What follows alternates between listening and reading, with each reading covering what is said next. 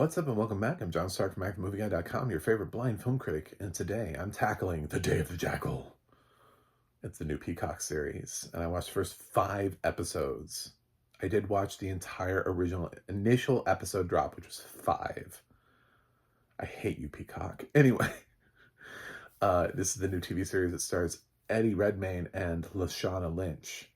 And I'm here for the audio description, bitches. Oh my Jesus. We need to talk about this show. I mentioned this a couple times. I've mentioned this on my blog as I was trying to get through the 5 episodes casually. I do like a daily roundup on my website. I do have a website, macmovieguy.com. I say at the top every time of sort of like TV shows I watch. Because if I spammed you guys with videos of everything I watched all the time, my channel would be nuts. I already dropped way too many videos. But I do want to talk about the audio description for this one more than I do actually the show. Although, I have one hot take. Why does Eddie Redmayne sound like he's 95? Is anybody else... Maybe it's just a blind thing. But I like Eddie Redmayne as an actor, but he always sounds like this now. It's Eddie Redmayne. Oh, I'd like to see you soon if I can. It's like, what is happening to your voice? He sounds so old. He's my age. We're basically the same age. Like, he has no youth in his voice. His voice is... He could literally voice... Like, he could do animated voice work for, like, Scrooge. And people would not question it. He could play Scrooge. Like, 80-something Scrooge. And people would be like, that sounds like an 80-year-old. Oh, that's Eddie Redmayne?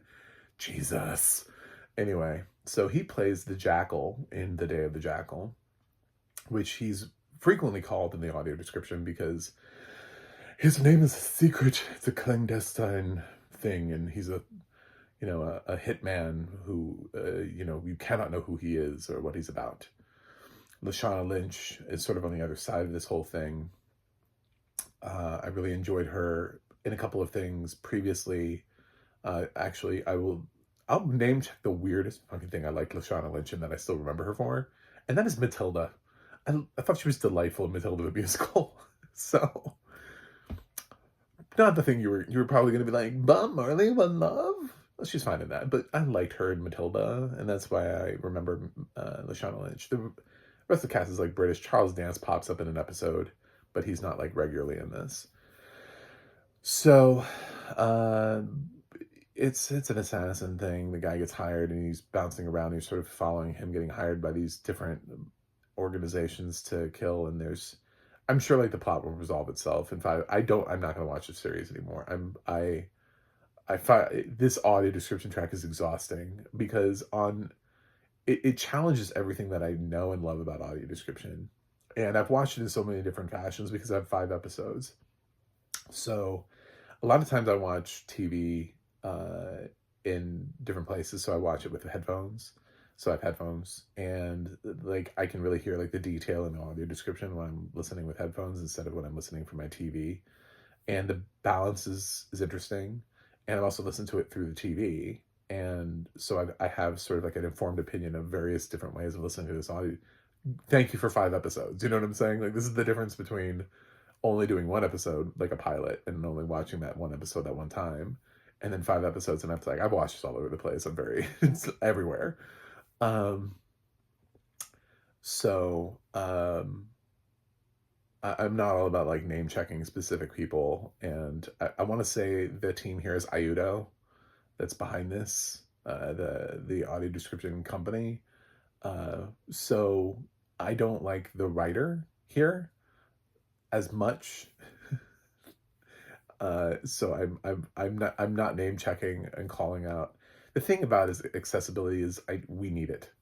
But when I talk about the quality of it and what's wrong with it, I don't want to like discourage people and like get people necessarily out of the industry. I was really hard on In a Violent Nature, and then that same writer wrote another film that was really good, and I was like, why couldn't you just do that twice? Like, you're clearly competent enough to write a really great script, but I'd already nailed them for In a Violent Nature. So now I just don't want to name anybody anymore. It's very frustrating. Because it's like on one hand you could do this, and on the other hand you could give me like the best audio description track of the year, and it's like, who the fuck knows?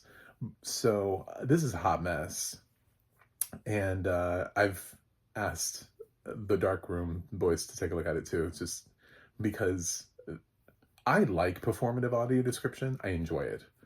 Uh, and I like when you find the right narrator, and it matches the product that they are attached to. You know, you have an action movie and you have somebody who sounds like they're narrating an action movie. You have a drama and you have somebody who sounds like they're narrating a drama. You have comedy and you have somebody who sounds like they're narrating a comedy. You know, you have a kids movie and you have somebody who sounds like they're appropriate for a kids movie.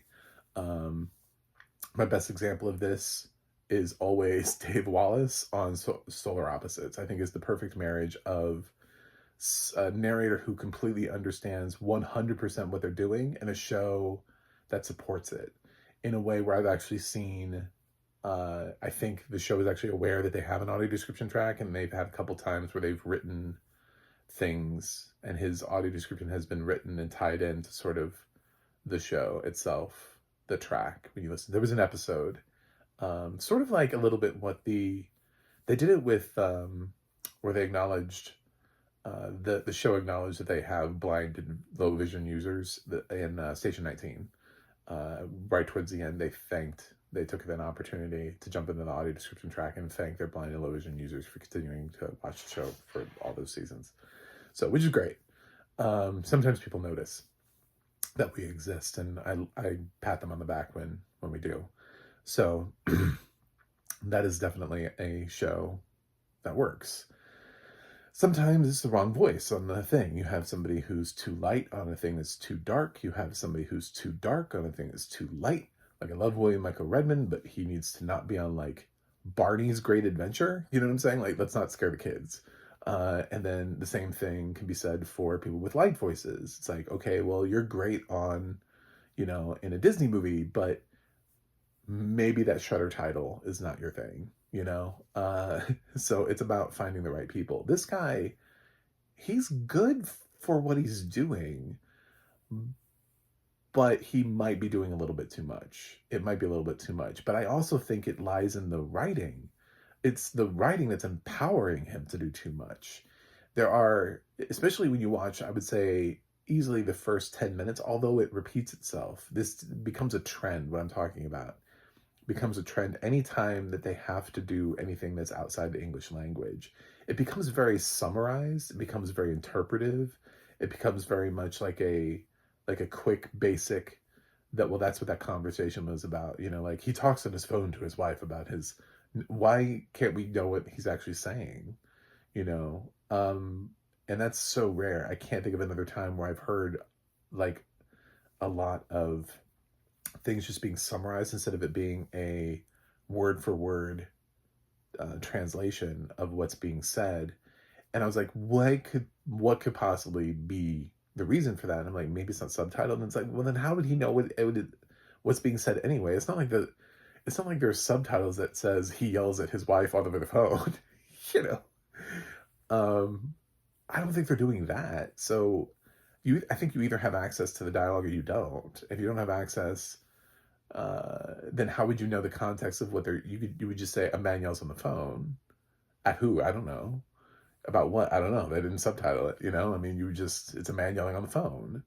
Indistinguishable. It's not important, you know? Obviously, they didn't subtitle it. But when you start contextualizing it, you start giving me something, it's like, well, either you're the most bilingual fucking writer in the planet, or there were subtitles there, and you knew what he was saying, and you could have put that in there and translated it. But it starts to feel like an audiobook at some times. It starts to feel like, in those scenes, it feels like he's reading an audiobook, because some things get trampled. Sometimes somebody will say something and it just won't even be translated because we're too busy describing something else, which is very weird because audio description usually works around the dialogue, but it's almost like saying like, well, it's in a foreign language, so fuck you. But no, I mean, these scenes are still important, and there are several of them. He's obviously hopping all over Europe. And we have to be a little bit more considerate to, I think, what the show is trying to do and say in terms of these scenes, and him having to go around to all these different countries that speak all these different languages that are not necessarily all English, and interact with people and interact in around situations where he may not natively speak the language. So he's having to be quiet himself and keep his head down and be, pretend he's like a janitor or something like that, in order to get through things, because he doesn't understand necessarily everything that's going on around him. So, um, yeah, I'm really not a fan. And the funny thing is, up until this point, this show has made me question like a core tenet to what I am, like as an audio description advocate, which is I've always thought it's impossible to have too much audio description, because there's always so much that's already missing. Like, as somebody who used to be able to see and who can now see, I can tell you that there are so many aspects of filmmaking that go into the project that we don't even brush upon. We're so focused on who are we looking at, who's speaking, what room are we in, like who entered, who exited, like really sort of basic things to help contextualize just the plot, to help us follow the plot of the thing. That we're missing a lot of directorial choices about camera angles. We're missing lighting choices. We're missing, who's in frame, who's not in frame. Sometimes a lot of those shots are really interesting. I take Priscilla, for example. A lot of times, it sounds like Kaylee Spaney's having a very equal conversation with Elvis, but Sofia Coppola actually chose to keep the camera on Priscilla. So Elvis moves in and out of frame, but you wouldn't know that because it sounds like he's just part of the conversation.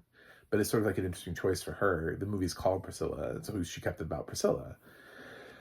And when you have those kinds of choices being made, those are the kind of things that can be left out. But they're also the kind of things where people could really love them, and they could really be like, "Oh, well, that's a really cool thing that you're doing here with that shot."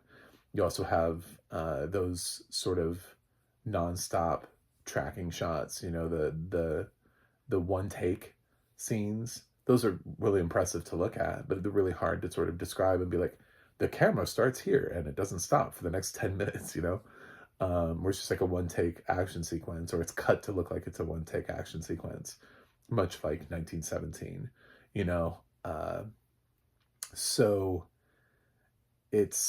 there are things that, to translate those into audio description, I'm always like, give me as much as humanly possible.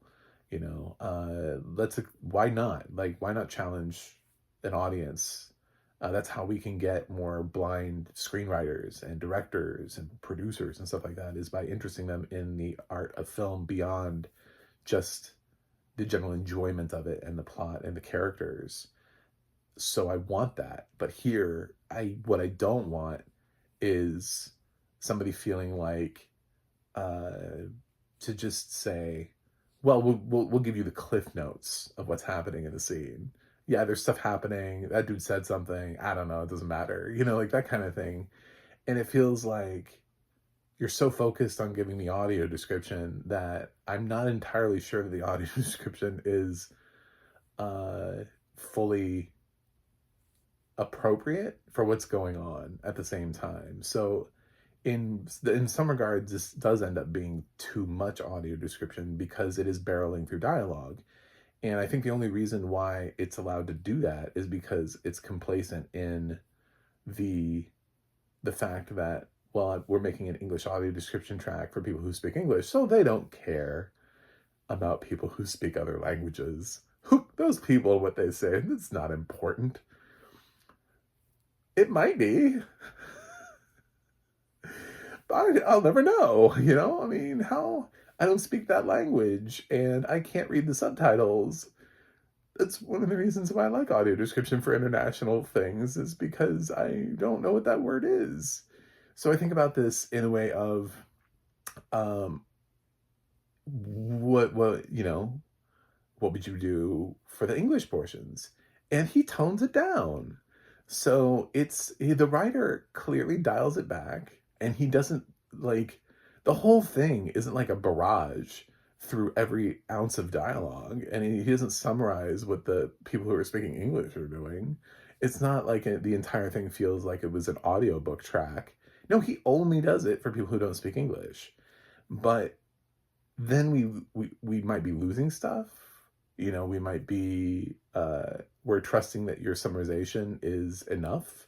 We're trusting that your interpretation, that your when you give us, there's a lot of like he says and she says and stuff like that that's sort of written in there that is like again, it feels very like novelization. It feels very much like I'm listening to an audiobook during those segments, and they happen more than once. It's not just the first 10 minutes of the series. It does happen again. It reoccurs. He does go elsewhere later on and explore once again another area that doesn't speak English. And guess what happens? We barrel on through. So I've listened to a lot of international content that has been very respectful of the fact that we are, you know, listening to international people. I realize that not always background voices and stuff like that, you know, voices on the street, we're not going to get those. You know, you don't have to translate some, you know, if we're walking down, you know, walking through a busy street and people are kind of talking on their cell phones and stuff like that. I'm not saying that, but there are interactions with people and in smaller situations where there aren't that many people on camera.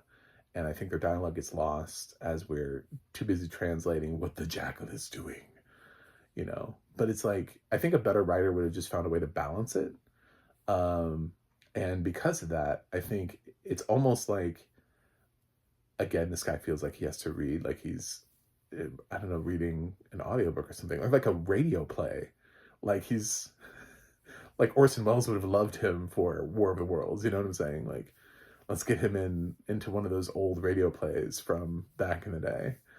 Um, it gets a little bit out of that. It loses that context. Do I think he's a bad narrator? No, I don't. Actually, again, I like performative audio description. And I think if given the right script, he will be fine as a narrator. He tends to be, though, a bit much in here because the audio description writing is a bit much and does not care. It gives zero fucks. Zero fucks were given for this audio description track. It's like, we're providing you with accessibility to the max. It's like, okay. And I kind of, you know, I think about, oftentimes I make fun of the fact that there's like a book that was written by a guy and kind of everybody like listens to those rules, and it's like, maybe we should always make sure people read those rules and guidelines, and it's a great jumping off point, and then you kind of go from there, because I still think like there are some very genre specific things and always those sort of like special cases where it's like, well, I'm going to do this outside of this special case. I don't think this qualifies as being a special genre thing or a special case, because again, I watch a lot of action movies that take place in Europe, a lot of them. Jesus Christ. There are a lot of films that take place in Europe, and they're all like these action spy movies, and they have better audio description than this. So you can balance it if you want to balance it. This guy just chooses not to balance his audio description track during those sequences. Outside of those sequences, it normalizes, it stabilizes, becomes a little bit more watchable, and you can follow it a little bit better. And then the funny thing, though, is that the narrator ends up becoming a question of, is it too performative for you? Because it's almost like, because he has these long action sequences, that he's already set the bar high for himself. So he's at a level, you know what I'm saying? Like, he was operating at level 10 audiobook. So he's going to continue to do level 10 audiobook because that is the level that he has gone for. So I don't know that there aren't things that he can't narrate at the level that he's narrating, but they're all guided by the script. You know what I'm saying? Like, they're guided by the project. I wouldn't, if he was trying to do this on like Nomadland or something like that, I'd be like, get out of here, because he's just not the right voice. That's when I go back to, okay, let's match the right voice to the right thing. He is an appropriate voice if you're thinking about performative, matching the talent to the project for this type of thing. He feels right for an action spy movie. It's very interesting. He seems like he's really pushing the sort of like the suspense behind it. Everything feels like it's very suspenseful, even in the sections where he's not over audio describing the project. So, um, but overall, I'm not a fan of this. And honestly, I'm not really a fan of the series that much either. It just kind of felt like we've done the Jackal before. We've done the Day of the Jackal. You know, I mean, like this thing has been done before. This plot, this idea. This is just like a sort of like a update on it with Eddie Redmayne. And I don't think Eddie Redmayne's that interesting here. It's not something that I believe him in or buy him as. I don't find him to be the best choice for this role. And the show is not that interesting for me to consider for me to continue on with it. So I would say that I completely understand why they did the 5 episode drop once I got to the end of the 5 episodes, because it does kind of leave you on. There is like a cliffhanger where you're like, okay, I see what you're trying to do there. But damn, you wanted people to binge 5 episodes in a week before you get to the next episode drop of the show. That's a lot, you know. Prime usually does 3. You know, Apple usually does 2. You know, I think like even like Disney Plus with like Agathon Long did like 2. You know, I mean, have reasonable expectations and pace yourself, but there's no reason that they needed to drop 5 episodes of this at one time. But I guess I wanted to get that cliffhanger in there because there's a pretty solid cliffhanger at the end of episode 5. So kudos. But as far as other shows out there, it's like no, there are other shows I'd rather spend time with. This is 5 hours of my life that I basically went through just so I can have a as well of an informed opinion on its audio description track as possible, because I'm not a fan, which is rare. Mostly, I spend my time bitching about the lack of audio description, and only every once in a while do I have like some thoughts as to how we could improve an audio description track that mostly works. Very rarely do I come in here like a wrecking ball and just go, no, I would no. If I had been QCing this, I would have been like, we need to go back to the drawing board on this one, and redo a lot of it. And I would have said the same thing about In a Violent Nature as a film. I would have been like, no. So a couple things that I would not have passed along this year as being like, no, this will not make people happy. I don't think this is going to make the blind audience happy. I think this is too much for them. From the general perception that I get about interpretativeness, they don't like too many. You know, don't tell me why. Don't tell me somebody is feeling something. Find a way of suggesting that, you know what I'm saying. Like, don't say they look sad, or they are sad, or they're sad because of something. You know, some people like really sort of bare bones audio description that way. So this is going to be a lot for them. And you can't make everybody happy with every audio description track, but I feel what I'm saying is true for the overwhelming majority. And that's where the problem is I feel like the overwhelming majority of blind and low vision people who watch this are going to find it to be a bit much. However, I don't think the show is a bit much. I think it's a little less. I don't know what's the opposite of a bit much? A lot less. So I'm not going to keep following Day of the Jackal. This is done. If the audio description, it's not going to improve. They did it all at once. So it's just going to be the same. And I just can't do this anymore. I'm tapping out. I think maybe the first time I'm tapping out largely with like a part of the reason being audio description. I'm just exhausted by this audio description track and I can't, like, I just don't want it anymore in my life. So I did 5 episodes of this and I just can't anymore. It's just their time.